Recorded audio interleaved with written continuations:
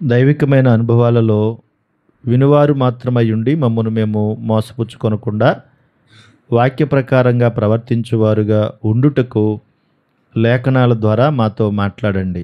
ఆటంకముగా అభ్యంతరంగా ఉన్న వాటిని దూరపరిచి ప్రతి హృదయములోనూ నీ మాటలుంచుటకు మీ సహాయమును అందించమని, నన్ను నీ కృపలో వాడుకొని మీ మాటలు మాత్రమే మీరు అందించి బిడ్డల యొక్క హృదయాలను తెప్పరిల్ల చేయమని బ్రతిమలాడుకుంటూ మీ పరిశుద్ధాత్మ సహాయంను మెండుగా మాకు దయచూపించమని కోరుతూ క్రీస్తు యేసు పరిశుద్ధ నామములో అడిగి స్తుతించి ప్రార్థించి వేడుకొనుచున్నాము తండ్రి. ఆమెన్. మంచిది, అందరికీ వందనాలు. మనందరము కలిసి గడిచిన వారములో ఈ తెస్సలోనిక పత్రిక ధ్యానాంశంలో మరలా మనం 3వ అధ్యాయములో కొన్ని శ్రేష్టమైనటువంటి సంగతులు మనం నేర్చుకున్నాం. ఈ తెస్సలోనిక సంఘం భయంకరమైన శ్రమలలో, వేదనకరమైన సంగతులలో ఉంటుండగా ఒక దైవ సేవకుడిగా అపోస్తలుడైనటువంటి పౌలు తన యొక్క స్థితిగతులను బట్టి సంఘాన్ని ఎంతో జాగ్రత్తగా పట్టించుకున్నవానిగా మనం చూసాం. 3 విషయాలు మీకు జ్ఞాపకం చేశాను సంఘం పట్టించుకునే విషయాల్లో. ఒకటి, సంఘంపై శ్రద్ధ పెట్టుటలో సంఘాన్ని కాచుకున్నాడు. 2, సంఘ పరిచారకునిగా తిమోతిని అక్కడికి పంపించాడు. ఎందుకు పంపించాడు అంటే 3 విషయాలు జ్ఞాపకం చేశాను. మరలా అందులో ఎవడు కదిలింపకూడదు, అందరూ స్థిరపరచబడాలి, వారు ఎప్పుడూ హెచ్చరికతో దైవ సంబంధంగా వారు ఎదగాలని ఆ విషయాలను గుర్తు చేయడానికి పౌలు గారు తీసుకున్నటువంటి శ్రద్ధ ఒక దైవ సేవకుడిగా మనకు కనబడింది.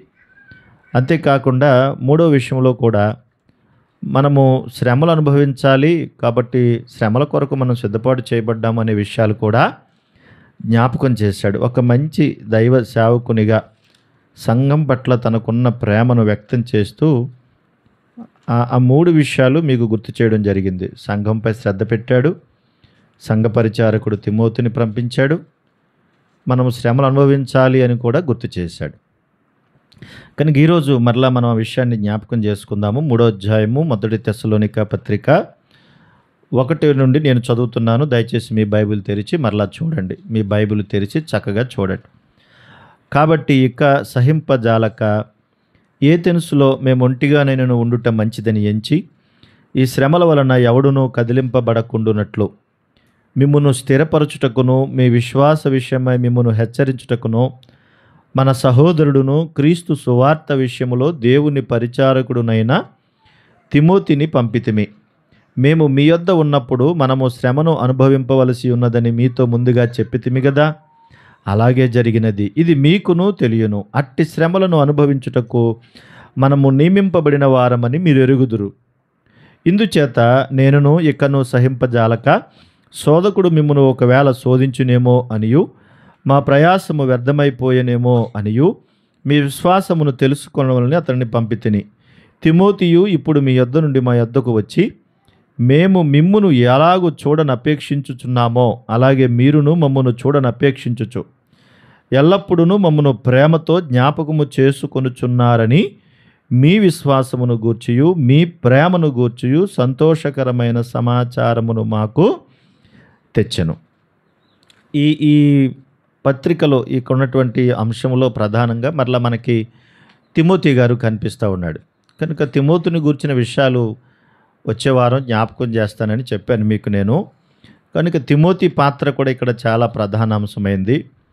తిమోతిని గూర్చిన కొన్ని సంగతులు కూడా మనము తెలుసుకోవాలి. ఈ తిమోతి చాలా ఉన్నతమైనటువంటి వ్యక్తి. ఎందుకనంటే తను యవనస్తుడు, పౌలు గారి యొక్క పరిచర్యలో ఉన్నవాడు, యవన కాలంలో ఉన్నవాడు. మనకు తెలుసు ఇప్పుడున్నటువంటి యవనస్తుల సంగతి అంతా మనకు తెలుసు. వారు ఒక విషయాన్ని అవగాహన చేసుకోవటం తక్కువ, అర్థం చేసుకోవటం తక్కువ, ఆ పని నెరవేర్చమన్నా కూడా పని నెరవేర్చట్లో కూడా ఏమాత్రం అవగాహన లేకుండా ప్రస్తుత దినాలలో యవనస్తులు బ్రతుకుతున్నారు. కనుక ఈ యవనస్తుడు తిమోతి అందరికీ మాదిరికరమైన వాడు. కనుక ఈ తిమోతిని గుర్చిన కొన్ని సంగతులు మనము నేర్చుకోవాలని తప్పనిసరిగా మనందరికి అవసరమని జ్ఞాపకం చేస్తున్నాను. ఈ తిమోతి అంటే అర్థం ఏంటంటే దేవునికి ప్రియమైన వాడు, దేవునికి ప్రియమైన వాడు, లేదంటే దేవుడు మెచ్చుకున్నవాడు అని కూడా అనొచ్చు. దేవుణ్ణి ఘనపరిచిన వాడని కూడా అనొచ్చు.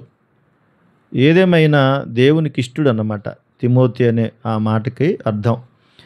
ఈ తిమోతి ఒక ప్రత్యేకమైనటువంటి సందర్భాల్లో మనం ఇక్కడ జ్ఞాపకం చేయడానికి ఒక కారణం ఏంటంటే 5వ వచనంలో 3:5 మొదటి తెస్సలోనిక 3:5లో ఒక మాట అక్కడ రాయబడి ఉంది. ఇందుచేత నేనును ఇక సహింపజాలక శోధకుడు మిమ్మును ఒకవేళ శోధించునేమో అనియు మా ప్రయాసము వ్యర్థమైపోయనేమో అనియు మీ విశ్వాసమును తెలుసుకొనవలెనని అతన్ని పంపితిమి అంటున్నారు. తిమోతిని పంపించుటలో చాలా విషయం. కనుక ఎందుకు ఈ విషయాన్ని జ్ఞాపకం చేస్తున్నాడు అనంటే శోధకుడు అనే మాట అక్కడ ఉపయోగపడింది. శోధకుడు అంటే ఎవరు? శోధకుడు అంటే ఎవరు? దుష్టుడైన అపవాది. ఈ శోధకునితో చాలా ప్రమాదం. శోధకుడైన అపవాది శోధించని వారు ఎవరైనా ఉన్నారా? భూమి మీద ఎవరైనా ఉన్నారా? శోధకుడు నన్ను శోధించలేదు అని వాళ్ళు ఎవరైనా ఉన్నారా అంటే ఎవరు ఉండరు. ఎందుకంటే ప్రతి వారిని శోధిస్తాడు. అందుకనే వాడికి శోధకుడు అని పేరు. వాడు మామూలుడు కాదు. ఎందుకంటే వాడి శోధనలో పడి చిక్కుకున్న వాళ్ళందరినీ లేపేయడానికే వాడి ప్లాను. వాడు వచ్చిందే అందుకో. పైనున్నటువంటి దేవుని మీద కూడా వాడు యుద్ధం పెట్టుకుని దేవుని మహిమను దొంగిలించడానికి చాలా ప్రయత్నం చేశాడు వాడు. ఎవరి మహిమను దొంగిలించాలని? దేవుని మహిమను దొంగిలించాలని. అంటే ఇది దేవుని సింహాసనం అయితే ఈ సింహాసనం కన్నా కూడా ఇంకా నా సింహాసనం ఎత్తుగా ఉండాలని వాడి కోరిక. ఇప్పుడు కూడా అంతే కదా. అందరూ పెత్తనాలు చేసేవాళ్ళు ఎక్కువ, పని చేసేవాళ్ళు తక్కువ. అదే పెత్తనాలు చేసేవాళ్ళు ఎక్కువ, పని చేసేవాళ్ళు తక్కువ. పైనుండి అలా చేయి ఇలా చేయని అందరూ చెప్తారు. పని చేసేవాళ్ళు కావాలి కదా. కనుక వాడు అలాంటి పెత్తనం సాధించాలని, దేవుని మీదే పై చేయి సాధించాలని, ఆ పైకి వెళ్ళిపోయి ఉండాలని చాలా ఆశపడ్డాడు. దేవుడు వాడి యొక్క దుర్బుద్ధిని ఎరిగి అక్కడి నుంచి వాడిని తోసేశాడు. అప్పటి నుంచి వాడు కక్ష కట్టాడు. భూమి మీదకి వచ్చిన తర్వాత భూమి మీద ఉన్నటువంటి సంగతులన్నీ వాడికి అర్థమైన రీతిలో మనం ఆలోచిస్తే గనక భూమి మీద దేవుని పిల్లలు ఉన్నారు. భూమంతా ఈ భూమండలం మీద ఉన్నదంతా దేవుని చిత్త ప్రకారంగా వచ్చింది.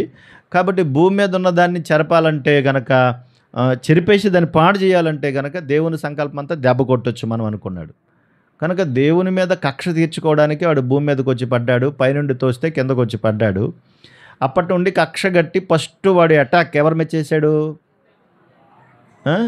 ఏదేని తోటలో చేశాడు కదా. ఫస్ట్ అటాక్ ఎవరి మీద చేశాడు? ఆదాము అవ్వల మీద చేశాడు. అక్కడి నుంచి ప్రారంభించాడు. పెద్ద దెబ్బ కొట్టానని చాలా సంకల్పం పెట్టాడు వాడు. ఎందుకనంటే వీళ్ళిద్దరిని దెబ్బ కొట్టామంటే మొత్తం దేవుని సంకల్పం అంతా దెబ్బడిపోద్దని చాలా ప్రయత్నం చేశాడు. ఆ ప్రయత్నంలో దేవుడు ఏం చేశాడంటే టెస్టుల మీద టెస్టులు ఇచ్చాడు వాడికి కూడా. ఎలా అంటే ఇప్పుడు వాడి ఉద్దేశం ఏంటంటే నేను లేకపోతే ఏ పని జరగదో, నేను విన్నానంటే ఇంక అన్నీ జరిగిపోవాల్సిందే, సూపర్ అనుకున్నాడు వాడు. దేవుడు ఏం చేశాడంటే బిడ్డలు పుట్టకుండా చేయాలి, సంకల్పాన్ని దెబ్బ కొట్టాలని అనుకున్నప్పుడు వెంటనే దేవుడు ఏం చేశాడంటే ఇద్దరిని కలిపి మళ్ళీ బిడ్డలను పుట్టించడం ప్రారంభించాడు. దేవుని ఉద్దేశాలు వేరే. వాడు ఆ విధంగా దెబ్బ కొట్టడానికి ప్రయత్నం చేసినప్పుడు దేవుడు వేరే మార్గంలో మళ్ళీ దారి తెరిచి మరలా బిడ్డల్ని భూమి మీదకి పంపించాడు. అలాగ దేవుని సంకల్పాన్ని దెబ్బకొట్టి దేవుని మహిమను దొంగిలించాలని అప్పటి నుంచి ఇప్పటి వరకు వాడు ప్రయత్నం చేస్తూనే ఉన్నాడు. ఆ ప్రయత్నాల్లో చాలామంది చిక్కుకున్నారు. వాడు ప్రధానమైనటువంటి ఫోకస్ ఎవరి మీద పెట్టాడంటే సంఘం మీద పెట్టాడు. ఎవరి మీద? వాడు ఫోకస్ అంతా కూడా సంఘం మీదే. ఎందుకు? సంఘంలో దేవుని వాక్యం ఉంటుంది, సంఘంలో సహవాసం ఉంటుంది, సంఘములో ప్రార్థన ఉంటుంది, సంఘములో దేవుని చిత్తానుసారంగా బల్లారాధన ఉంటుంది. సంఘములో ఉన్నవారు ప్రయోజకులు అవుతారు. అంటే దేవునికి మహిమ తెచ్చేవారుగా మారిపోతారు. కాబట్టి అది వాడికి నచ్చదు. కాబట్టి దేవుని చిత్తాన్ని దొంగిలించి దేవుని మహిమను దొంగిలించి పాడు చేయాలని చాలా ప్రయత్నాలు చేస్తూ వచ్చాడు. అలాగే ఈ తెస్సలోనిక సంఘం మీద కూడా వాడి దాడి ఉంది. అందుకే వాడు వచ్చి మిమ్మల్ని శోధిస్తే మీరు తప్పుకుంటారేమో, మీ విశ్వాసం దెబ్బతింటుందేమో అన్న ఉద్దేశంతో తిమోతిని అక్కడికి పంపడానికి పౌలు ఇష్టపడి అక్కడికి పంపించాడు. అపవాది నన్ను శోధించడండి అనేవాళ్ళు భూమి మీద ఎవరు ఉండరు. ప్రతి వారిని వాడు శోధిస్తాడు. అంతేకాదు వాడి యొక్క శోధన, ఫస్ట్ శోధన ఏదేను తోటలో ప్రవేశించినప్పుడు కూడా భయంకరంగా దాడి చేశాడు. ఆ తర్వాత యేసుక్రీస్తు ప్రభు వారి భూమి మీదకి వచ్చిన తర్వాత 40 రోజులు ఉపవాసం ఉన్న తర్వాత అప్పుడు కూడా ప్రభు మీద ఏం చేశాడు? దాడి చేశాడు. అప్పుడు ప్రభు మీద దాడి చేసినప్పుడు ప్రభు ఎన్ని రోజులు ఉపవాసం చేశారు? 40 రోజులు ఆయన ఉపవాసం చేశారు. టైం ఎక్కువైపోతుందని ముగించేసారా? ముగించారా? ముగించలేదు కదా! ఇంత టైం అయితే మేము రామని అన్నాడా? అనలేదు కదా! ఆ! మనకైతే టైమింగ్స్ కావాలి. కానీ అదేమి చేయలేదు ఆయన. కానీ ఆ సమయంలో, ఆ ఉద్దేశాలలో అపవాది బాగా ఆకలిగా ఉండడం చూశాడు. మనం అసలు ఆకలితోనే ఉండం కదా! ఉంటామా? మనం ఆకలితో ఉంటాం. అంటే ఉపవాసం ఉంటామా? అబ్బే! మనం పేరుకి ఉపవాసం గాని, ఉపవాసం అయితే ఉండం. మనం ఆకలితో ఉంటాం, మనకే ఇష్టం ఉండదు. ఇంక అపవాదికి పనికేముంది ఆడికి? ఆడికి పనుందా? ఆకలితో ఉండడం మనకే ఇష్టం లేనప్పుడు వాడికేం పనుంది? కాబట్టి బాగా ఆకలేసింది ఆయనకి. ఆకలేసినప్పుడు వాడొచ్చి అన్నాడు, "బాగా ఆకలేస్తుందా?" "అవును, ఆకలేస్తుంది." "మరి నువ్వు దేవుడు కదా! నువ్వేం చేయాలిప్పుడు? ఈ రొట్టెలన్నీ చేసుకో." "ఏటిని?" "ఈ రాళ్ళు రొట్టెలు చేసుకొని తిను." ఓసారి అలాగలాగ అన్నావంటే రొట్టెలయిపోతాయి కదా!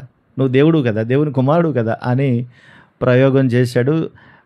దేవుని సంకల్పాన్ని దెబ్బ కొట్టడానికి ఆడక్కడ చాలా ప్రయత్నం చేశాడు. చూడండి ఒకసారి మత్తయి సువార్త 4:3 ఈ విషయం జ్ఞాపకం చేస్తున్నాను మీకు, అది అవసరం మనకు కనుక.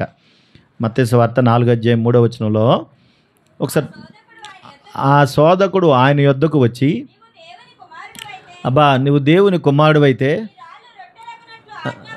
ఏమని చెప్తున్నాడండి వాడి ప్రయత్నము?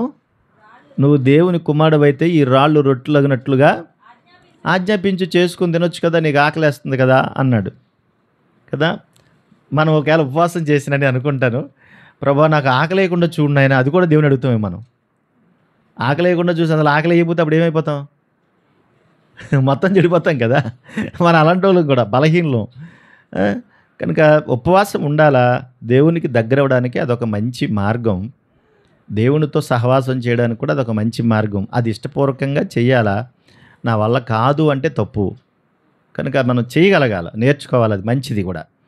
ఓకే, ఆ రోజున శోధకుడు యేసుక్రీస్తు ప్రభువారి దగ్గరికి వచ్చే శోధించాడంటే మరి నీ దగ్గరికి నా దగ్గరికి రాకుండా ఉంటాడా? ఖచ్చితంగా వస్తాడు. మరి ఆ రోజున ప్రభు శోధనకు లొంగాడా? లొంగలేదు. చాలామందిని శోధించాడు.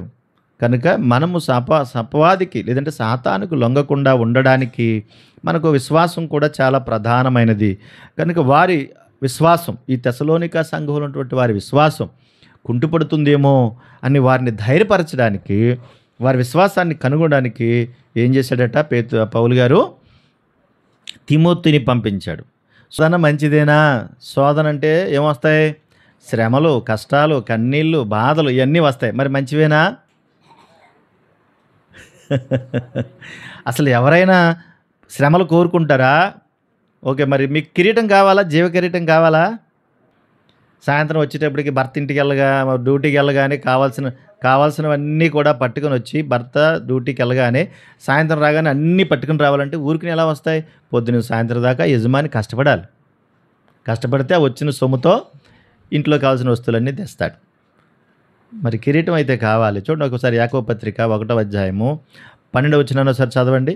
యాకోబు పత్రిక 1:12.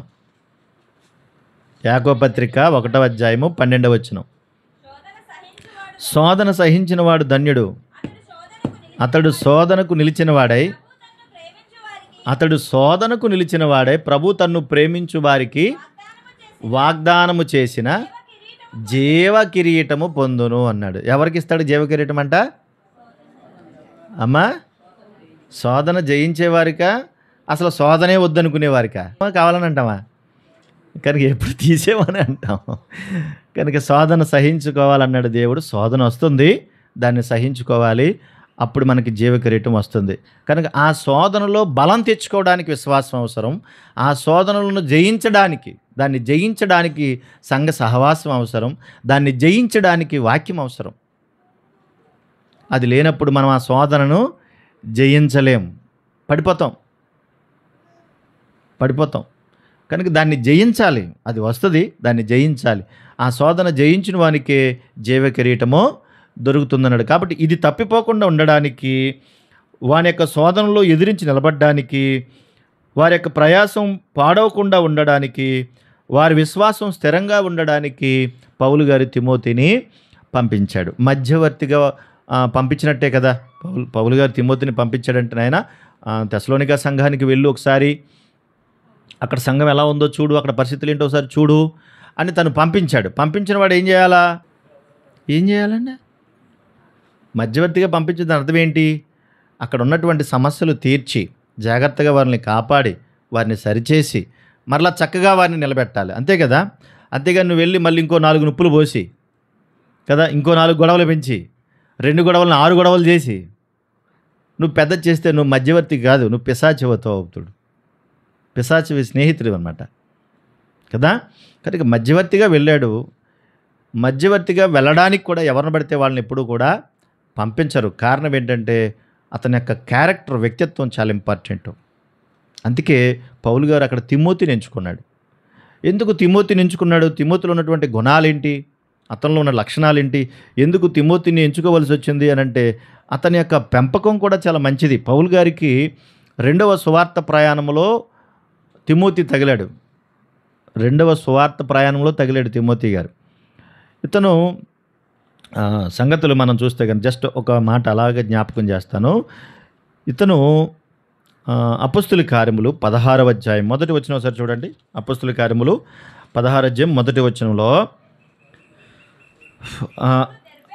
అక్కడ తిమోతి అని ఒక శిష్యుడు ఉండేనో అని రాయబడింది. తర్వాత ఆ పై వచనంలోనే అతడు విశ్వసించిన ఒక యూదురాలి కుమారుడు, అతని తండ్రి గ్రీసు దేశస్థుడు. తల్లేమో యూదురాలు, తండ్రేమో గ్రీసు దేశస్థుడు. వారి తల్లిదండ్రుల ప్రస్తావన అది. అతను లుస్త్రా అనేటువంటి ప్రాంతంలో ఉండేవాడు. పౌలు యొక్క 2వ సువార్త ప్రయాణంలో తిమోతి తగిలాడు. అక్కడ వెంబడించడం ప్రారంభించాడు. ఇతని యొక్క తల్లి వారి యొక్క ప్రస్తావన చూస్తే కనుక చాలా అద్భుతంగా ఉంటుంది మనకు. అక్కడ చూడండి, తిమోతికి రాసిన 2వ పత్రిక మొదటి అధ్యాయము 5వ వచనం చివరి మాటలో చూస్తే, నీ యందున్న నిష్కపటమైన విశ్వాసమును జ్ఞాపకము చేసుకుని నా పితురాచార ప్రకారము నిర్మలమైన మనస్సాక్షితో నేను సేవించుచున్న దేవునిలా కృతజ్ఞుడనై ఉన్నాను. పౌలు గారు తిమోతితో చెబుతున్నాడు ఈ మాట అని చెబుతూ అంటున్నాడు. ఆ విశ్వాసము, ఏ విశ్వాసం? నిష్కపటమైన విశ్వాసం. పైన ఏమనుంది?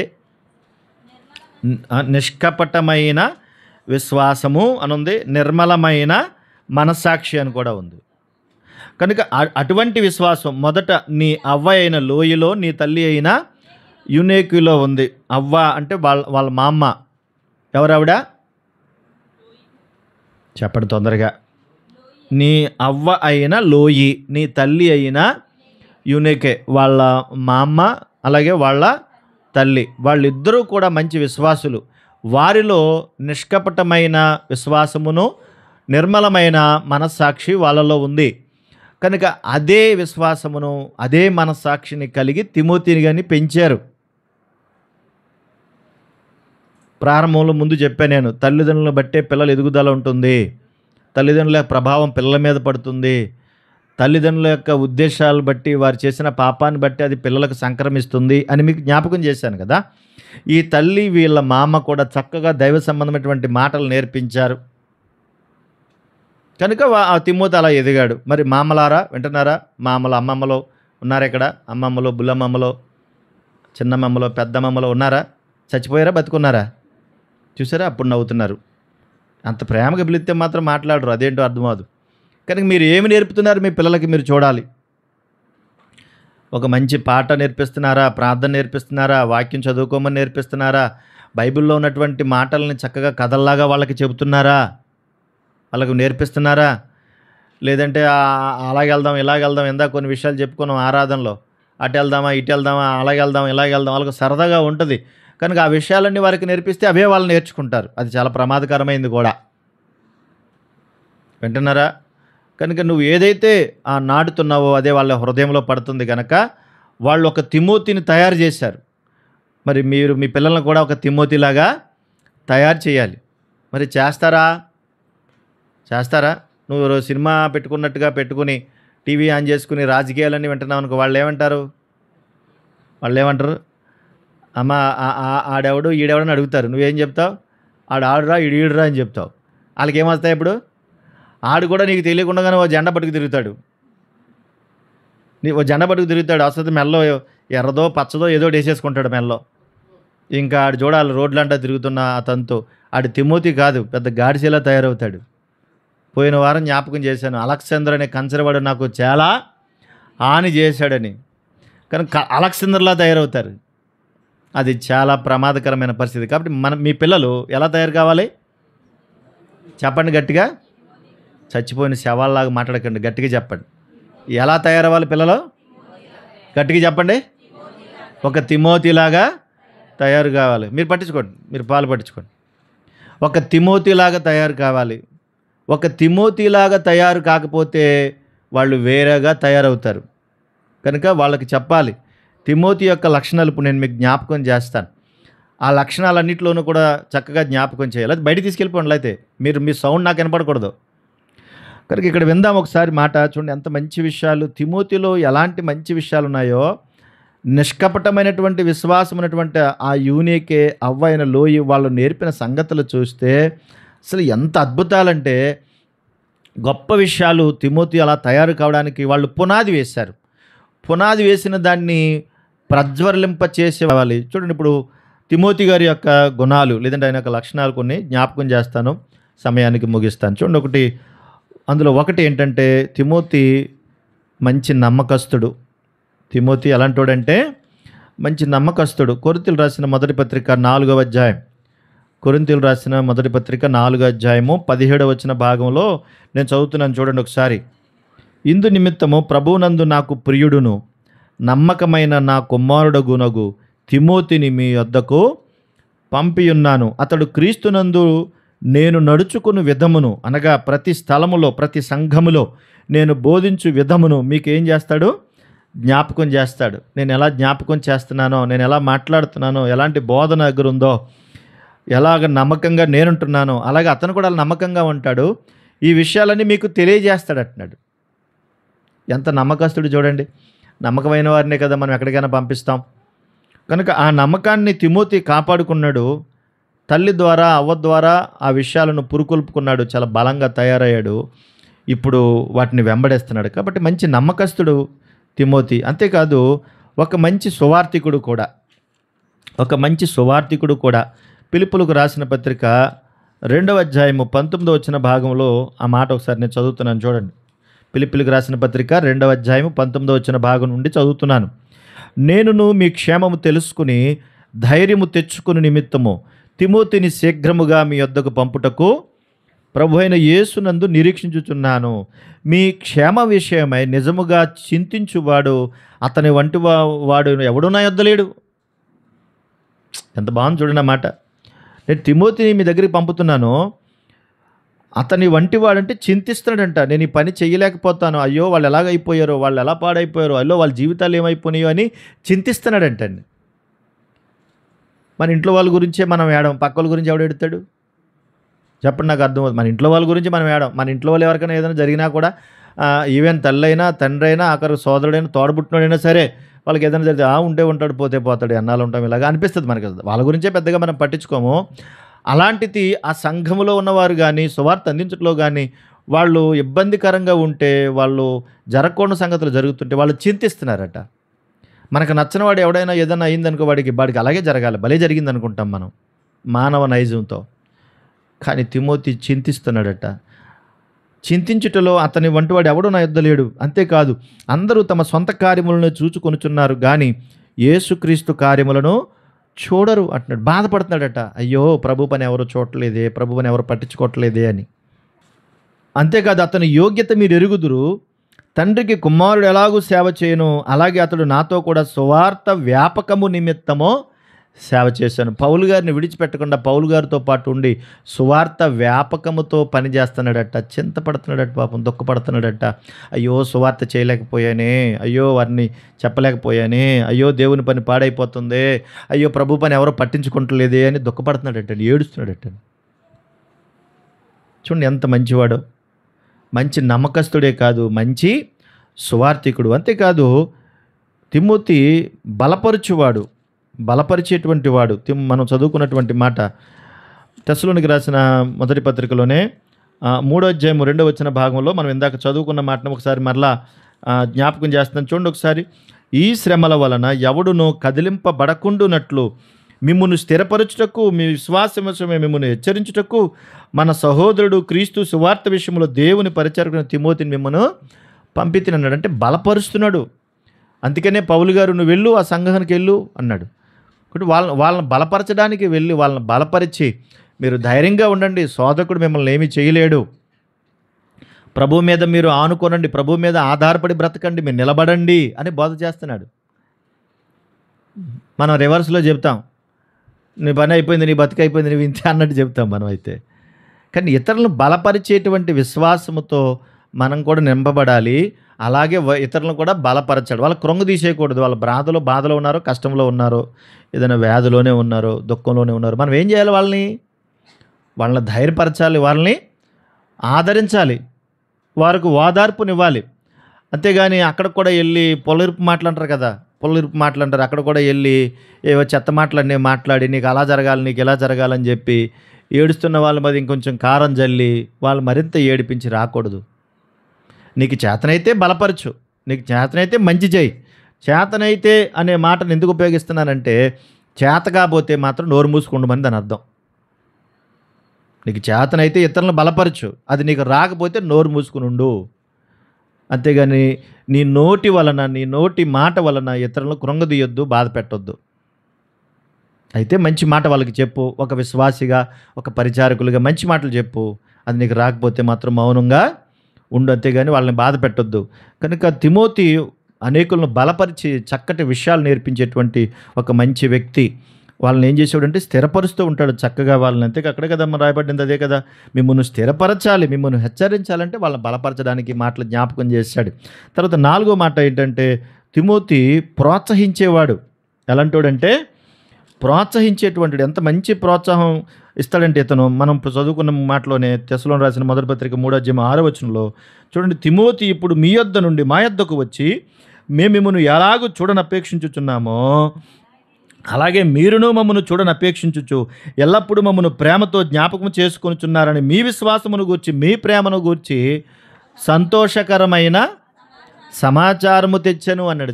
వెళ్ళిన తర్వాత ఏం చేయడంటే సంతోషకరమైన సమాచారం తెచ్చాడట.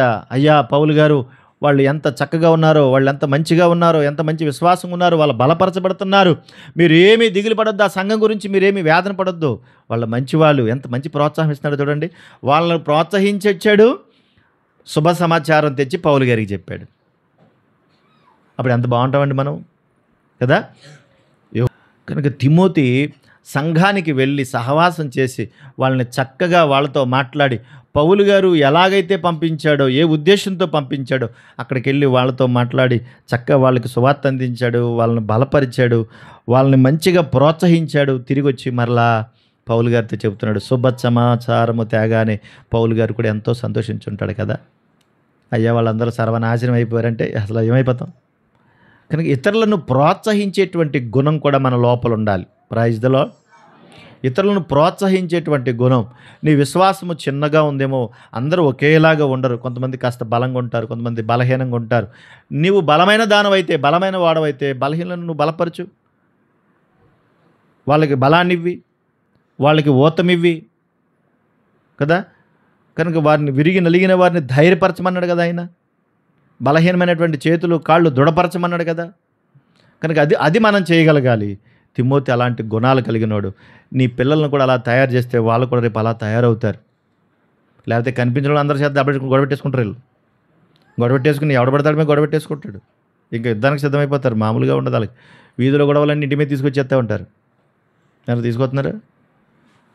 మీ అబ్బాయి వచ్చి కొట్టాడు, మీ అబ్బాయి వచ్చి అలాగన్నాడు, మీ అబ్బాయి వచ్చి ఇలాగ అంటారు కదా. కంప్లైంట్లు వచ్చేస్తాయి మన మీదకి. జాగ్రత్త సుమా. రైట్, మరొక మాట జ్ఞాపకం చేస్తాను. తిమోతి వాక్య జ్ఞానం కలిగిన వాడు. తిమోతి మంచి వాక్య జ్ఞానం కూడా కలిగిన వాడు. తిమోతికి రాసిన 2వ పత్రిక 3వ అధ్యాయం, తిమోతికి రాసిన 2వ పత్రిక 3వ అధ్యాయం 14వ వచనం. క్రీస్తు యేసు నందుంచవలసిన విశ్వాసము ద్వారా రక్షణార్థమైన జ్ఞానము నీకు కలిగించుటకు శక్తిగల పరిశుద్ధ లేఖనములను బాల్యము నుండి నీవెరుగుదువు అన్నాడు. శక్తిగల పరిశుద్ధ లేఖనాలను నువ్వెరుగుదువు అంటే వాక్య జ్ఞానం ఎరిగినవాడు.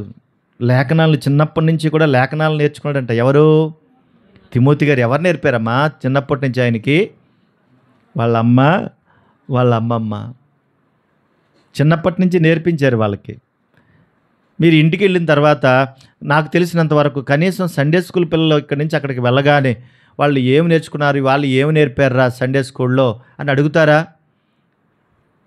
కనీసం అడిగిన తర్వాత వాళ్ళు ఏం చెప్పారని అడిగిన తర్వాత వాళ్ళు ఎన్నింటికి లెగుస్తున్నారో, బైబిల్ చదువుకుంటున్నారో లేదో, ప్రార్థన చేసుకుంటున్నారో లేదో అనేది తెలుస్తుంది వాళ్ళకి. ప్రార్థన చేయమంటే కూడా వాళ్ళకి ప్రార్థన రావటంలా, పాట పాడమంటే పాట కూడా రావటంలా, వాళ్ళకి నిలబడడం కూడా సరిగా రావటంలా, ఎలా పడితే అలా నిలబడుతున్నారు. అంటే ఈ లక్షణాలన్నీ కూడా లోకానుసారంగా ఉంటున్నాయి. మరి వాళ్ళకి మీరు నేర్పించగలగాలి కదా పిల్లలకు. తల్లిదండ్రులు కదా, మీ బాధ్యత కదా, వాళ్ళకి నేర్పాలి కదా. పాలు తాగుతుంటే సరిగ్గా తాగలేకపోతున్నారు, కుక్కుతున్నాడు పాలు డబ్బా లోపల. మంచిదే, ఇవ్వాలి, పిల్లలకి ఇవ్వాలి కూడా. మరి అలాగే దేవుని మాటలు కూడా ఏం చేయాలి, వాళ్ళకి కుక్కాలి, నేర్పించాలి, అలాగో పెట్టాలి, వాళ్ళకి మంచి ఆహారం ఇవ్వాలి. వాళ్ళకి నీ ప్రేమ ఎంతెంత ఉందో ఆ ప్రేమ వాళ్ళు మాట్లాడేటువంటి సంభాషణలో కనబడుతుంది. వాళ్ళు దైవిక లేఖనాలు మాట్లాడుతూ ఉంటే నువ్వు చేసిన ప్రతి పనికి ప్రతిఫలం దక్కుతుంది. రేపొద్దున్న నువ్వు చేసిన ప్రతిఫలం అంతా కూడా పోయిందని అంటే వాళ్ళకి ఏ మాటలో రావట్లేదని అర్థం. వాక్య జ్ఞానం ఎలా వచ్చిందో వాళ్ళు నేర్పితేనే కదా తెలిసింది. కొంతమంది సండే స్కూల్కి వెళ్ళమంటే అసలు శ్రద్ధే పెట్టరు వాళ్ళకి. అసలు పట్టించుకోరు వాళ్ళని. వెళ్ళావా వచ్చావా అన్నట్టు ఉంటుంది వాళ్ళ సంగతి.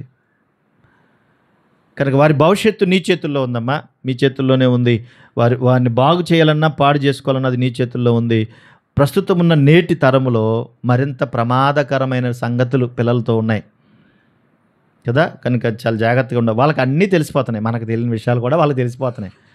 అన్ని విషయాలు ఉన్నాయి వాళ్ళ దగ్గర నుంచి మనం నేర్చుకోవాల్సి వస్తుంది. వాళ్ళకి మనం చెప్పడం అలా ఉంచు. కాబట్టి తప్పనిసరిగా వాళ్ళ మీద శ్రద్ధ పెట్టాలి. పరిశుద్ధ లేఖనాలు నేర్చుకోగలిగాడంటే ఎంత చక్కగా తయారయ్యాడో తిమోతి గారు. బలహీనతలు కూడా ఉన్నాయి, ప్రస్తుతానికి మనకు అవసరం లేదు, కానీ ఆయనలో చాలా బలహీనతలు కూడా ఉన్నాయి. కానీ యవ్వన కాలంలో ఉన్నటువంటి సంగతుల్లో చక్కగా అలా నేర్చుకోగలిగాడు. మన పిల్లలకు కూడా మనం అలాగా నేర్పగలగాలి. అంతేకాదు తిమోతి పట్టుదల కలిగినవాడు. తిమోతి ఎలాంటోడంటే మంచి పట్టుదల కలిగినాడు. ఎలాంటి పట్టుదల కలిగినాడంటే ఈ వయసులో అంత పట్టుదల ఎవరిలోనూ మనం చూడండి. నాకు తిమోతికి రాసిన 2వ పత్రికలోనే 3వ అధ్యాయం, తిమోతికి రాసిన 2వ పత్రికలోనే 3వ అధ్యాయము 10-11 వచ్చిన భాగాలు నేను చదువుతున్నాను, చూడండి ఒకసారి. అయితే నీవు నా బోధను, నా ప్రవర్తనను, నా ఉద్దేశమును, నా విశ్వాసమును, నా దీర్ఘశాంతమును, నా ప్రేమను, నా ఓర్పును అంతియొకియ, యూకెనియ, లుస్త్ర అను పట్టణములలో నాకు కలిగినట్టి హింసలను, ఉపద్రవములను తెలుసుకొనిన వాడవై నన్ను వెంబడించితివి అన్న. ఈ తిమోతి యవనస్తుడే కాదు, తన గురువుగారుగా ఉన్నటువంటి ఆత్మీయ దైవజనుడిగా ఉన్నటువంటి పౌలు గారిని చూస్తున్నాడంట. పౌలు గారిని చూసి ఏం చేస్తున్నాడంట? పౌలు గారి బోధ, ఆయన ప్రవర్తన, ఆయన ఉద్దేశం, ఆయన విశ్వాసం, ఆయన దీర్ఘశాంతం, ఆయన ప్రేమ, ఆయన ఓర్పు, ఇవన్నీ ఏం చేశాడంట? నేర్చుకుని వెంబడిస్తున్నాడంట. ఎంత పట్టుదల చూడండి, ఎంత పట్టుదల. ఎరా నీకు పాట వచ్చండి, నాకు రాదు, మరి నేర్చుకోరంటే నాకు వద్దు. ఎంత ఉదాసీనత, ఎంత నిర్లక్ష్యంగా కనబడతాం. పోనీ అందరూ వాక్యం చెబుతున్నారు కదా, నేను కూడా చెప్పాలన్న పట్టుదలను ఎప్పుడుందా నీకు? ఎప్పుడన్నా పట్టుదల ఉందా? బాప్తిసం పొంది సంవత్సరాలు గడిచిపోతుంది కదా. నేను రక్షించబడి ఇన్ని రోజులు అయ్యింది, ఒక్కరిని కూడా నేను దేవుని సన్నిధికి నడిపించలేకపోయాను. కనీసం నేనే సరిగా ఎదగలేదన్న పట్టుదల ఉందా? కనీసం అవగాహన ఉందా? ఎదగలేదన్న బాధ అన్నా ఉందా? కనీసం పోనీ నేను ఎదగలేకపోయాననే బాధ అన్నా ఉందా? మీరు ఆలోచించాలి. ఇప్పుడు నా బోధ అన్నాడు అంటే పౌలు గారు చేసే బోధన చూస్తున్నాడు. నేను అలా నిలబడాలి. ఆయన ప్రేమను ఎవరి మధ్య ఎలా చూపిస్తున్నాడో, ఆ ప్రేమను ఎలా వ్యక్తం చేస్తున్నాడో చూస్తున్నాడు. నేను కూడా అలా ప్రేమించాలి. ఎంత విశ్వాసపరుడో, నేను కూడా అలాంటి విశ్వాసంలో ఉండాలని అతన్ని పట్టుదల చూశారు. ఎంత పట్టుదలో. రక్షింపబడి సంవత్సరాలు అయ్యింది. ఇప్పటికీ ప్రార్థన చేయడం రావటంలా, వాక్యం చెప్పడం రావటంలా, పాట పాడడం రావటంలా, ఎదరో లేదన్నా చేస్తే మాత్రం వాళ్ళకి వంకలాడితే మాత్రం వచ్చింది. నీకన్నా ఎవరైనా బాగా పాడితే మాత్రం వాళ్ళని చూసి ఏడవడం వచ్చింది. నీకు చేత కాదు కానీ పక్క వాళ్ళని విమర్శించడానికి మాత్రం ముందుంటావు. నీ నోరేనది, అది దేవుడు శిక్షలోకి తీసుకుంటాడు మాట్లాడేటప్పుడు. మీరు ఆలోచించాలి. ఎందుకు కాస్త సీరియస్గా ఆలోచించండి ఈ విషయాన్ని. వెంబడించాడంటే ఎంత పట్టుదల ఉండాలి దాంట్లో. మీరు ఆలోచించండి, ఎంత పట్టుదల ఉండాలి. పక్కలు ఏదన్నా సంపాదించుకుంటే నేను కూడా అలాగే సంపాదించాలి. ఇందులో పట్టుదల మాత్రం వేరే లెవెల్లో ఉంటుంది. సినిమా డైలాగులకి ఏం తక్కువ ఉండదు, ఇంక మరలా అక్కడ దిగిపోతావు వెళ్ళిపోయి. చాలా బాధాకరమైన విషయం ఇది. అంతేకాదు అక్కడ మాట్లాడుతున్న మాట కూడా చూస్తే అసలు ఎంత అద్భుతంగా ఉంటుందంటే చూడండి, అంతియొకియ, యూకెనియ, లుస్త్రను పట్టణంలో నాకు కలిగినట్టి హింసలను ఉపద్రవములను తెలుసుకునిన వాడవై నన్ను వెంబడించదు. ఏమొచ్చినాయి అంటే పౌలు గారికి అక్కడ ఉపద్రవాలు వచ్చినాయి, తెలుసు కదా ఆయనకి. కన్నీళ్ళు వచ్చినాయి, అక్కడ బాధలు పడ్డాడు, హింసలు పడ్డాడు.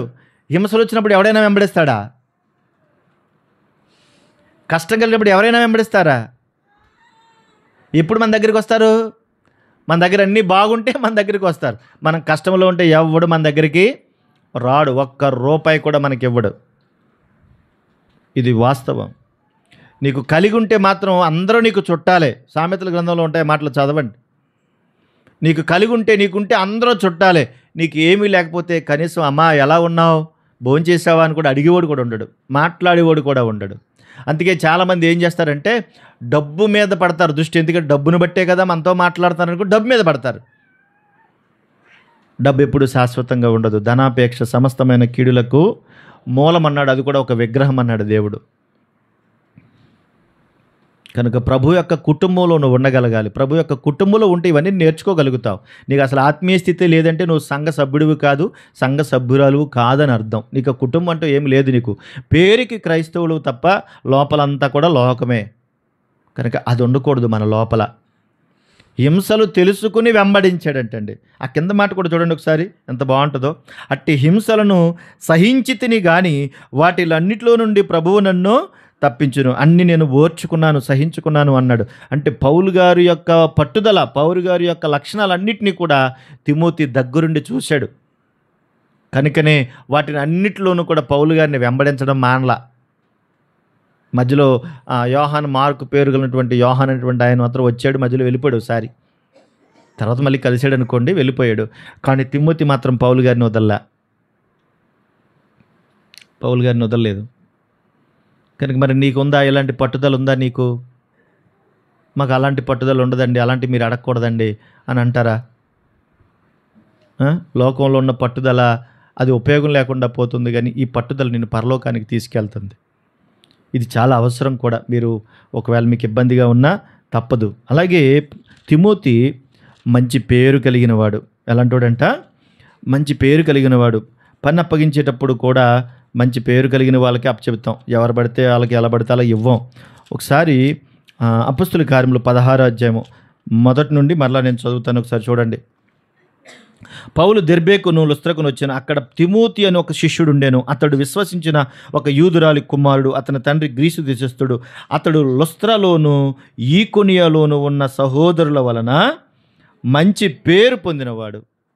ఏం పేరుందంటే దీనికి? మంచి పేరుందంటండి. అందుకే చూడండి, ఆ విధంగా మాట్లాడండి. సాక్ష్యం ఉందా? సాక్ష్యం లేకపోతే ఏమైపోతాం? కనుక మంచి పేరు పొందడం అంటే క్రైస్తవుల దగ్గర మంచి పేరు కాదు, నటించడం కాదు. సమాజంలో కూడా ఏముండాలి? మంచి పేరు ఉండాలి. ఎవడు పడితే ఆడితో యుద్ధాలు, ఎవడు పడితే ఆడితో గొడవలు, ఎక్కడ పడితే అక్కడ గొడవలు, ఎక్కడ పడితే అక్కడ పోలీస్ కేసులు, ప్రతిదానికి కేసే, ప్రతిదానికి యుద్ధాలే, ప్రతిదానికి కొట్టుకు చచ్చిపోవడమే. పక్కన్నోడితోనే సమాధానం ఉండదు. నీకు మంచి పేరు ఎలా వస్తుంది చెప్పు, నాకు అర్థమవుదు. పక్కన్నోడితోనే సమాధానం ఉండదు. నీ సాక్ష్యం గురించి చెప్పాలంటే పక్క వాళ్ళు చెప్పాలా, చుట్టూ ఉన్న వాళ్ళు చెప్పాలా? ఇప్పుడు నా గురించి చెప్పండి అంటే నా గురించి మంచి సాక్ష్యం ఎవరు చెప్పాలి? ఫస్ట్ చెప్పండి, ఎవరు చెప్పాలా? మీరు చెప్పాలా? మీకెలా తెలుస్తుంది? మీ దగ్గర ఒకలా కనబడతాను, ఇంట్లో ఉన్నప్పుడు ఒకలా కనబడతాను, కానీ నా గురించి సాక్ష్యం చెప్పాలంటే ఫస్ట్ ఎవరు చెప్పాలా? ముందు నా భార్య చెప్పాలి కదా. ముందు నా భార్య చెప్పాలి, తర్వాత నా పిల్లలు చెప్పారు. పాస్టర్ గారు వేరే లెవెల్లో ఎరగదీసేస్తున్నాడు కానీ ఇంట్లో చూడాలి ఈయన భాగవతం అందనుకో, అయిపోయింది. చచ్చిన శవంతో సమానం కదా ఇప్పుడు అక్కడ నా బతుకు కాదా? కనుక నీ సాక్ష్యం ముందు నీ ఇంట్లో వాళ్ళు చెప్పాలి. మా కోడలో మారతా లేదండి, ఏం మారుతుంది? నీ సాక్ష్యం దిక్కుమాలిన సాక్ష్యం అయిపోయింది అక్కడ. మీ కోడలు ఏం మారుతుంది ఇక్కడ నేను చూసి? మా అమ్మ మారతా, మీ అమ్మ ఏం మారుతుంది? నువ్వే పెద్ద రాక్షసులాగా ఉన్నావు. మీ అమ్మ ఏం మారుతుంది? ఇక నీ సాక్ష్యం దెబ్బతింటే నీ ఇంట్లో వాళ్ళు ఫస్ట్ మారరు. మంచి పేరు పొందినవాడు ఎలా ఊరికే వస్తుందా మంచి పేరు? మరి మంచి పేరు వస్తుందా? చేపల పులుసు చేసావు, ఎంతసేపు ఉంటుందండి పేరు? ఎంతసేపు ఉంటుంది? అక్క పులుసు ఎంత బాగుందో, అయిపోయింది పేరు. మళ్ళీ రోజున మళ్ళీ అయిపోయింది, మళ్ళీ ఇంకో పులుసు రావాలి రోజు చెప్పుకోవడానికి. ఇక ఇది ఆ పేరు కాదు, నీ సాక్ష్యం.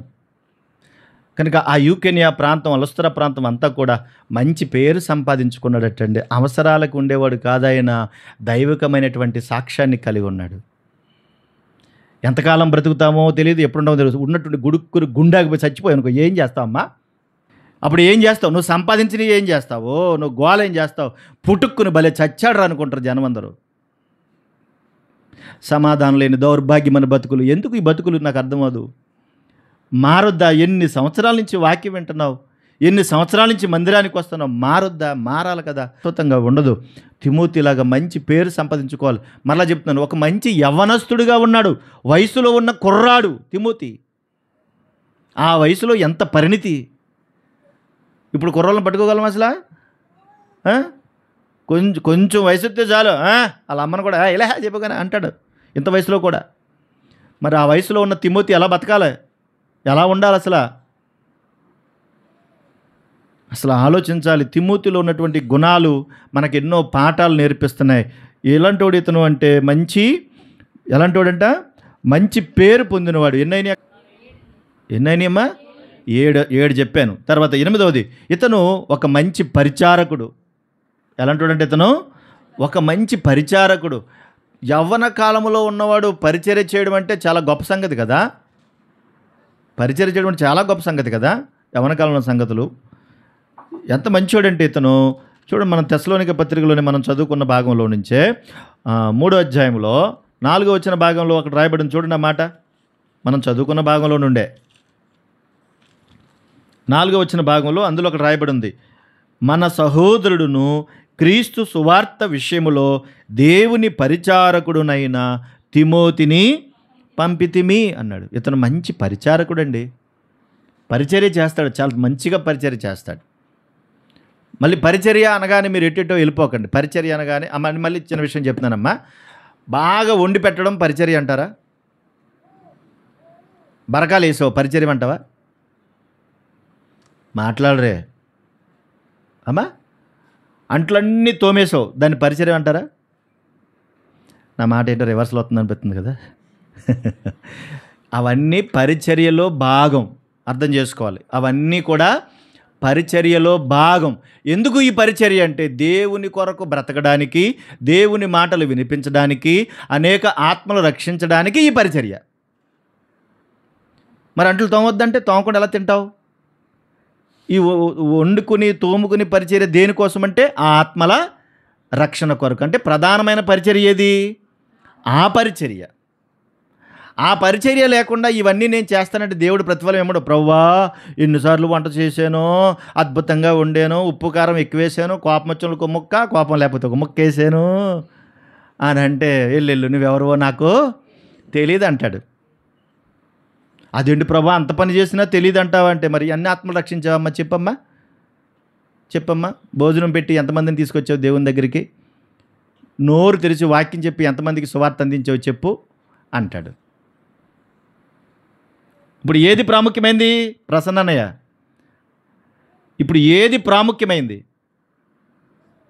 సువార్త పరిచర్య, దేవుని పరిచర్య. దాని కొరకు ఇవన్నీ. అదే లేనప్పుడు ఇవన్నీ అనవసరం కదా. నెల రోజుల ముందు నుంచే కదా శుభలేఖలు పంచిపెడతాం కదా. పంచిపెడతామా? ఎందుకు పంచిపెట్టావేటి?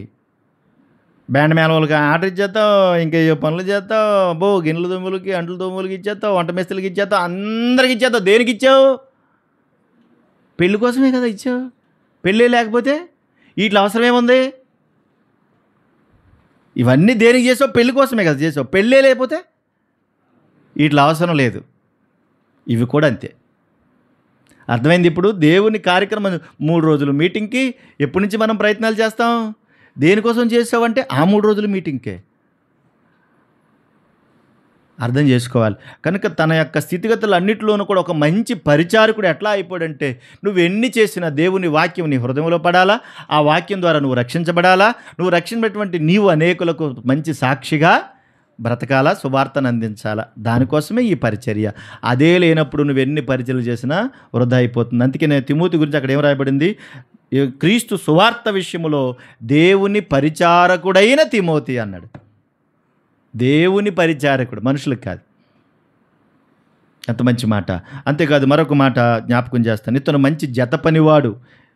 తిమోతి మంచి జత పనివాడు. ఎందుకంటే అసలు పౌలు గారిని ఎప్పుడూ కూడా విడిచిపెట్టలేదు ఇతను. పౌలు గారి జీవితంలో పౌలు గారిని ఎప్పుడు విడిచిపెట్టకుండా పని చేసుకుంటూ వెళ్ళిపోయాడు. అంతేకాదు ఫిలెమోనుకు రాసిన పత్రిక 1వ అధ్యాయం 1వ వచన భాగంలో చూడండి, అక్కడ రాయబడింది, క్రీస్తు యేసు ఖైదీనైన పౌలును, సహోదరుడైన తిమోతియును, మా ప్రియుడును జత పనివాడైన ఫిలెమోనుకు అన్నాడు. అంటే పౌలు గారు కూడా ఉండేవాడు. ఎప్పుడు కూడా జత పనివాడంటే ఎవరు? సహాయకుడిగా ఉండేవాడు కదా. నువ్వు పని చేయవు, పని చేసేవాడిని ఏం చేస్తా? చెడగొడతావు. దౌర్భాగ్యుడు నువ్వు దౌర్భాగ్యురాలివి. నువ్వు పని చేయవు, పని చేసేవాడిని చెడగొడతావు. నువ్వు దేవుని పనికి సహకరించేవారిని చెడగొడతావు. ఇప్పుడు నిన్నేమనాలా? ఎవరైనా ప్రోత్సహించాలి కదా. తిమోతి ప్రోత్సహించేవాడు కదా. నువ్వేంటి ఇలా రివర్స్లో ఉన్నావు? నువ్వు జత పనివాడివా? ఇలా అతను మంచి జత పనివాడిగా పని చేస్తూ వెళ్ళిపోయాడు తప్ప ఎప్పుడు ఇబ్బంది పెట్టాల. అంతేకాదు తిమోతి మంచి సామర్థ్యం కలిగిన వాడు. ముగిస్తాను. తిమోతి మంచి సామర్థ్యం కలిగిన వాడు. తిమోతికి రాసిన 2వ పత్రిక 2వ అధ్యాయం 1-2 వచ్చిన భాగాల్ని ఒకసారి చదువుదాం. చూడండి. నా కుమారుడా, క్రీస్తు యేసునందున్న కృపచేత బలవంతుడు కమ్ము. నీవు అనేక సాక్షుల ఎదుట నా వలన వినిన సంగతులను ఇతరులకు బోధించుటకు సామర్థ్యము గల నమ్మకమైన మనుష్యులకు అప్పగించుము అంటున్నాడు.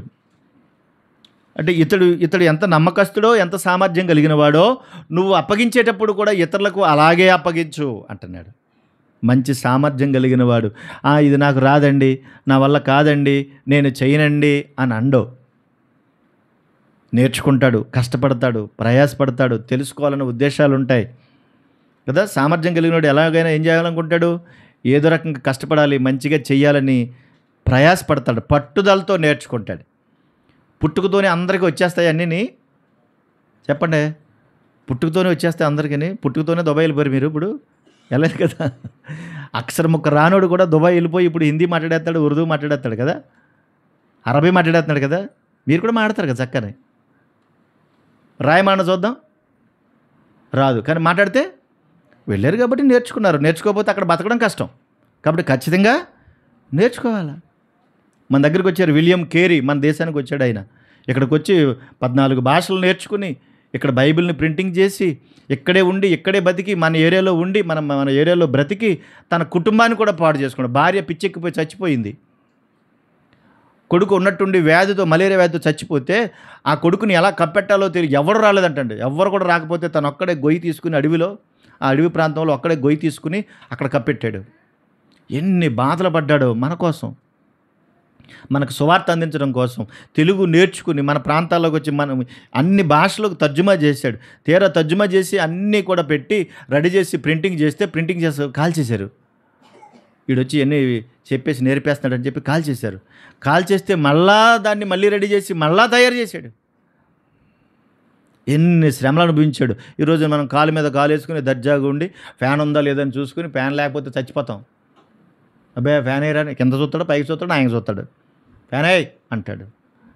సోమరపోతుల్లో తయారయ్యాం మనం, సోమరపోతులు. అంత ప్రయాసపడితే, అంత కష్టపడితే ఈ రోజున దేవుని వాక్యాన్ని నేర్చుకోగలుగుతున్నాం. మన కొరకు ఎంతోమంది మిషనరీలు చచ్చిపోయారు. వాళ్ళు ఎంతోమంది ప్రాణత్యాగాలు చేశారు. వాళ్ళందరూ అలా బ్రతికారంటే కారణం ఏంటంటే దేవుడు వాళ్ళకి సామర్థ్యం ఇచ్చారు. సామర్థ్యాన్ని వాళ్ళు దాచుకోలేదు. కష్టపడి ప్రయాసపడి సువార్త కొరకు ప్రాణాలు అంకితం చేశారు. అర్థం చేసుకోవాలి, సామాన్యమైనటువంటి విషయాలు కాదు. దేవుని వాక్యం ఏది ఊరికనే పోదు. కనుక అనేక మంది నిందలు మోపారు, హింసించారు, బాధలు పెట్టారు. అయినా సరే చాలామంది కూడా సహించుకున్నారు, ఓర్చుకున్నారు. వారి జీవితాలను త్యాగం చేశారంటే మీరు అర్థం చేసుకోవాలి. ఎవరి కొరకు చేశారు ఇదంతా అంటే దేవుని కొరకు చేశారు. దేవునికి మంచి పరిచారకులుగా తిమోతి కూడా అలా వాడబడ్డాడు ఆనాటి కాలంలో. చూడండి ఒకసారి వరుసగా జ్ఞాపకం చేస్తాను. చూడండి ఒకసారి. మొదటిది తిమోతి మంచి నమ్మకస్తుడు, చాలా గొప్ప నమ్మకమైనటువంటి వాడు. ఒమ్ము చేసేవాడు కాదు, మోసం చేసేవాడు కాదు. 2 మంచి సువార్థికుడు. ఆయన మంచి సువార్థికుడు, సువార్త పనిలో ఎప్పుడూ కూడా వెనకాడలేదు. అలాగే 3 ఇతరులను బలపరిచేవాడు. వారిని ఎలా పోతే నాకెందుకులే, వాళ్ళు ఎలా ఉంటే నాకెందుకులే అనుకునేవాడు కాదు. బలపరచడానికి ప్రయత్నం చేసేవాడు, బలపరిచేవాడు. అంతేకాదు 4 ప్రోత్సహించేటువంటి వాడు. నువ్వేం చేస్తావులే, నీ వల్ల కాదులే అనేవాడు కాదు, ప్రోత్సహించేవాడు వాళ్ళని. నువ్వు ఇంకా ఎదగాలి, నాకున్నటువంటి అలవాటు కూడా అదే. ఎవరైనా బాగా ఇంకా కాస్త ఉన్నారంటే వాళ్ళని ఇంకా ప్రోత్సహించాలి, ధైర్యపరచాలి. బలహీనంగా ఉన్నారంటే లేచి కూర్చోబెట్టి నేను నడిచేలాగా చేయడానికి ప్రయత్నం చేయాలి, ప్రోత్సహించాలి. అది నీకు రాదులే నువ్వు కూర్చో అనకూడదు. ఇక్కడ పని లేక నుంచోబెట్టట్లేదు ఇక్కడ పాటలు పాడినప్పుడు కూడా. కారణం ఏంటంటే వాళ్ళు నేర్చుకోవాలనే ఉద్దేశంతో. నాకు అలాగా రాదులే నువ్వు తీసుకో మైక అంటే ఎప్పుడు తీసుకుంటావు మరి, ఎప్పుడు నేర్చుకుంటావు మరి, ఎప్పుడు సిద్ధపడతావు మరి? నేర్చుకోవాలి పట్టుదలతో, ప్రోత్సహించేవాడు. అంతేగాడు 5వది అతనికి మంచి వాక్య జ్ఞానం కలిగిన వాడు. చిన్నప్పటి నుంచి తల్లి ఆ మామగారు నేర్పినటువంటి మాటలు నేర్చుకుని చక్కగా ఎదిగి ఫలించాడు. అంతేకాదు 6వది మంచి పట్టుదల కలిగిన వాడు. అన్ని విషయాల్లో కూడా ప్రేమలో, బోధలో, సహనంలో, విశ్వాసంలో, శ్రమల్లో, హింసల్లో పౌలు గారితో పాటు వెంటాడి తిరిగాడు. శ్రమల్లో కూడా పౌలు గారితో పాటు ఉన్నాడు, విడిచిపెట్టలేదు. అంత మంచి పట్టుదల కలిగినవాడు. 7 మంచి పేరు పొందినవాడు, అంటే మంచి సాక్ష్యం కలిగిన వాడు. సాక్ష్యం లేకపోతే ఎవరికి ఏమీ చేయలేము, మన బతుకంతా సర్వనాశనం అయిపోద్ది. కానీ సాక్ష్యమే మనల్ని నిలబెడుతుంది. 8 మంచి పరిచారకుడు, పరిచర్య విషయంలో ఎప్పుడు వెనకాడేవాడు కాదు. 9 మంచి జతపనివాడు, ఇతరులతో పాటు కలిసి పని చేసేవాడు. చాలామందికి ఇతరులతో పాటు కలిసి పనిచేయడం ఇష్టం ఉండదు. ఈ గ్రూపులో అయితే నేను ఉన్నాను బాబా, నన్ను ఆ గ్రూప్లోకి మార్చేయండి అంటారు. ఈ గ్రూప్లోకి మార్చేస్తే ఈ గ్రూప్ ఏమైనా కుళ్ళిపోయిందా, చెడిపోయిందా? ఈ గ్రూపులో ఉంటే మాకు కొట్లాటలు వచ్చేది అంటే నువ్వు ఎవరితో కలవలేవు అనమాట. నువ్వు కలవలేని గుణం నీ లోపల ఉందన్నమాట. నీ లోపల ఎక్కడో చిన్న అహంకారం ఉంది, అది అడ్డం వస్తుంది నీకు. కనుక దాన్ని కూడా చంపాలి. జతపని వారిగా ఉండాలి. ఏమండే నన్ను ఆ గ్రూపులో వేసేయండి అని. ఈ గ్రూప్ నచ్చలేదు నీకు, ఈ గ్రూపులో ఉండవా నువ్వు? కనుక కలవడానికి ప్రయత్నం చేయాలి, కలుపుకోవడానికి ప్రయత్నం చేయాలి. ఒకవేళ బలహీనలుగా ఉంటే వాళ్ళని బలపరచడానికి ప్రయత్నం చేయాలి. ఒకవేళ నీలో లోపాలు ఉంటే సరి చేసుకోవడానికి ప్రయత్నం చేయాలి. ఇది మన నైజం. ఆ తర్వాత మంచి సామర్థ్యం కలిగిన వాడు. పనులు అన్నిటికన్నా ముఖ్యం, అన్నిటితో పాటుగా సామర్థ్యం కూడా చాలా అవసరం. దేవుడు మనకు కూడా కొన్ని సామర్థ్యాలు ఇచ్చాడు. ఏ పనిలోనైనప్పటికీ కూడా ఇచ్చిన సామర్థ్యం ఏంటో నువ్వు గుర్తించాలి. దాన్ని బట్టి నువ్వు పని చేయడానికి ఇష్టపడాలి.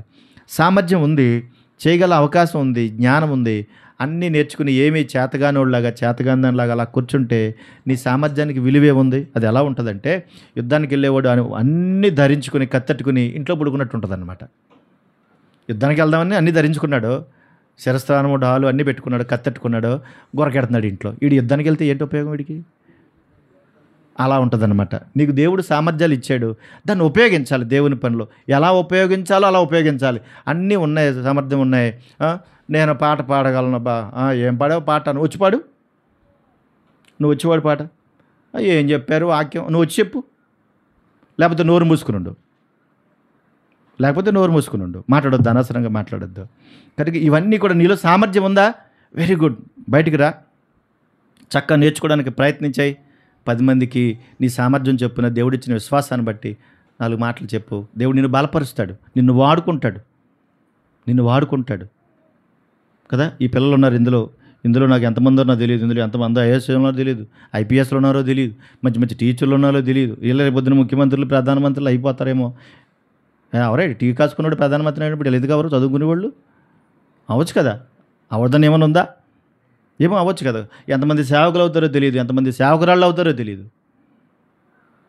కించపరిచే అవకాశం లేదు. వాళ్ళని ప్రోత్సహించాలి, వాళ్ళని డెవలప్ చేయాలి. యేసుక్రీస్తు ప్రభువారు ఇక్కడికి వచ్చిన తర్వాత ఎవరినైనా సరే నోరమే కూర్చో అనలేదు. ప్రతి వారిని కూడా తీసుకొచ్చాడు. వెళ్తాం పెద్ద బిల్డింగ్ల దగ్గరికి వెళ్ళాడా? వీళ్ళ దగ్గరికి వెళ్తే మనకి మంచి పని అయిపోద్ది అక్కడికి వెళ్ళాడా? ఎక్కడికి వెళ్ళాడు మరి? ఎక్కడో సముద్రంలో వల పట్టుకొని చేపలు వేసుకుంటే వాళ్ళ దగ్గరికి వెళ్ళి మిమ్మల్ని మనుషులు పట్టు జాలరుగా చేస్తాను రండి అన్నాడు. అసలు ఎంత అద్భుతం అండి అది. మనం ఫస్ట్ ఎవరింటికి వెళ్తామేంటి? అలాంటి వాళ్ళు మనం వెళ్తామా? అబ్బే మన డిగ్రీకి భంగం వచ్చేద్ది, మన లెవెల్ పడిపోద్ది అక్కడ. కనుక ఎంత అద్భుతం చూడండి. చేపలు పట్టుకునే వాళ్ళ దగ్గరికి వెళ్ళి మిమ్మల్ని మనుషులు పట్టే జాలరుగా చేస్తాను అన్నాడు. ఎంత అద్భుతమో మీరు ఆలోచించాలి. ఒక ఉన్నతమైనటువంటి స్థితి కలిగిన దేవుడైన, యాజకుడైన, ప్రవక్త అయిన, ఉన్నతమైనటువంటి పరలోకంలో సింహాసనం మీద కూర్చున్నటువంటి ప్రభువే తన స్థాయిని అంతటిని కూడా దిగిపోయి ఒక సామాన్యమైనటువంటి మనిషిలాగా భూమి మీదకి వచ్చి మనలాగే బ్రతికి, మనలాగే తిని, మనతో పాటు ఉండి మనకు సామర్థ్యం కలగజేశాడు. ఎంత మంచి ప్రభువుని మనం నమ్ముకున్నాం. ప్రభు కన్నా గొప్పవాడు ఎవడున్నాడు ఈ భూమి మీద అంటే ఎవ్వడూ లేడు. అలాంటి నమ్మదగిన ప్రభువుని నమ్ముకున్న మనము ప్రభు చిత్తానుసారంగా భూమి మీద బ్రతకాలి. మనకి చేతనైతే మనం మంచి చేయాలి, ఇతరులను ప్రోత్సహించాలి. ఒక యవ్వనస్తుడైన తిమోతి తన జీవితాన్ని ఎలా దేవునికి సమర్పించుకున్నాడో మనము కూడా అలా సమర్పించుకుని బ్రతకాలి. అది ప్రభు మనకు నేర్పుతున్నటువంటి పాఠం అదే. రండి ప్రార్థన చేసుకుందాం. ప్రేమగల మా తండ్రి, నమ్మదగిన దేవా, మీకు స్తోత్రములు. గత కాలపు సంగతులన్నిటిలోనూ మీ సహాయమును మాకు అందించి మీ కనికరాన్ని మాకు చూపించి మమ్మల్ని దీవించి రక్షించారు. స్తోత్రములు. ఈరోజు కూడా తిరిగి ఇదిగో ప్రభువా, ఒక మంచి పరిచారకుడుగా ఉన్నటువంటి నమ్మకస్తుడు ఉన్నటువంటి తిమోతిని గూర్చిన దైవిక గుణాలను మేము నేర్చుకోవడానికి మీరు మాకు అవకాశం ఇచ్చారు. అపొస్తలుడైనటువంటి పౌలు ప్రభా, తెస్సలోనిక సంఘంలో ఉన్నటువంటి విశ్వాసులు శోధన చేత ఎక్కడ కృంగిపోతారేమోనని, వారి విశ్వాసములను తొలగిపోతారేమోనని తిమోతిని ప్రభా వారి మధ్యకు పంపించినప్పుడు శుభ సమాచారము వారి మధ్యకు తెచ్చి ప్రభా వారిని సంతోషపరిచాడు తిమోతి గారు. వారి తల్లి, వారి అవ్వ నేర్పినటువంటి విశ్వాస జీవితమును నేర్చుకుని ఈ రోజున అనేక యవనస్తులకు, విశ్వాసులకు, పరిచారకులకు, సేవకులకు మాదిరిగా కనిపిస్తూ ఉన్నాడు. నా తండ్రి, మీకు కృతజ్ఞతలు, స్తోత్రములు. నాయన, మీ ఉన్నతమైనటువంటి ప్రేమతో మీరు నేర్పించిన ప్రతి మాట కొరకు మీకు కృతజ్ఞతలు, స్తోత్రాలు చెల్లిస్తున్నాను. చక్కగా మీ ఆలోచనలతో, మీ తలంపులతో మా జీవితాన్ని కాపాడుకోవడానికి సహాయం చేయండి. దైవికమైనటువంటి మీ తలంపులతో మా హృదయాలు నింపినందుకు స్తోత్రములు. మేము ఏ మాట అయితే విన్నామో ఆ మాట ప్రకారముగా ప్రవర్తించువారుగా మేము ఉండుటకు సహాయము దయచేయండి. అపవాదికి చోటు ఇవ్వకుండా మీ కనికరాన్ని అందించండి. పరిశుద్ధమైన బల్లోనికి మేము వెళుతుండగా ప్రభు, మమ్మల్ని మేము పరీక్షించుకుంటూ మా ప్రభు యొక్క శరీరమును, మా ప్రభు యొక్క రక్తమును మేము భుజించుటకు అవకాశములు కలిగించండి. ఏ విధమైన అయోగ్యతలోనికి వెళ్లకుండా యోగ్యమైన వారిగా ప్రభు మమ్మల్ని కనికరించి కాపాడి సహాయం చేయమని, తిమోతి వలె మీ కొరకు పట్టుదలతో బ్రతికే భాగ్యాన్ని కలిగించమని కోరుతూ, మహిమ, ఘనత, ప్రభావాలు మీకు ఆరోపిస్తూ మా ప్రభువును, మా రక్షకుడును యేసుక్రీస్తు వారి పరిశుద్ధమైన నామములో స్తుతించి ప్రార్థించి వేడుకొనుచున్నాము తండ్రి. ఆమేన్. అందరికీ వందనాలు.